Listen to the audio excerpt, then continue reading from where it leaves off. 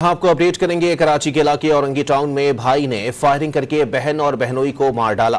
Police ने मुलजिम को गिरफ्तार कर लिया है। मजीद जानते हैं डॉन न्यूज के नुमाइंदे बिलाल खान से। बिलाल, क्या मामला है?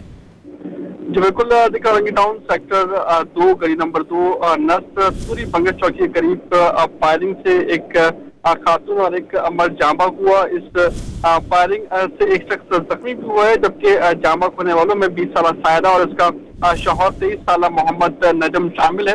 एसएसपी बैस की जानिब से बताया गया है कि मुलजिम ने अपनी बहन और बहनोई को फायरिंग करके कत्ल किया, जबकि वाकया जाती रंजिश का बताया जाता है। जबकि मुलजिम को गिरफ्तार करके असला भी बरामद कर लिया गया है।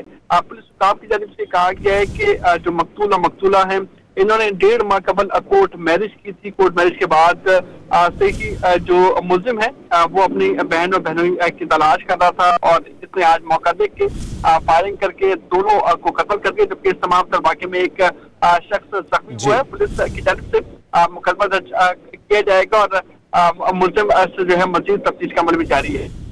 बहुत शुक्रिया मोहम्मद बिलाल।